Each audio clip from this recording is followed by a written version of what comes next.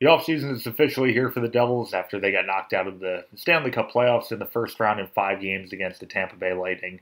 Certainly not the ending they wanted to the year after making the postseason for the first time in 5 years. They wanted to go in, win, compete, and potentially move on, but just couldn't get enough production and to get it done against a good Lightning team that will probably make a pretty deep run into the playoffs. That being said, all things considered, it's tough to knock anything the Devils did this year. They went a lot farther than a lot of people expected, making the postseason for the first time in 5 years. When a lot of people picked them to finish last in the Eastern Conference, and there's certainly a lot of positives to take out of it, and a lot to look forward to in the coming years based on what they did this year.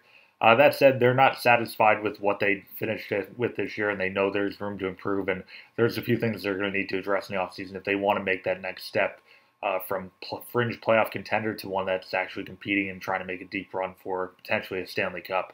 One thing I think they need to go in and kind of revamp that defense a little bit more. They took the steps they needed to this year by adding Sammy Vatanen, getting Will Butcher, and getting a little more production out of guys like John Ward, David Severson, and the like. And the unit did definitely gel a little bit more than it did a year ago, but I think you can tell when you're playing a team against the Lightning, you need that unit to be on point all night long. And I think they can go out and either through free agency trades try to figure out a way to improve that unit and get a little bit better.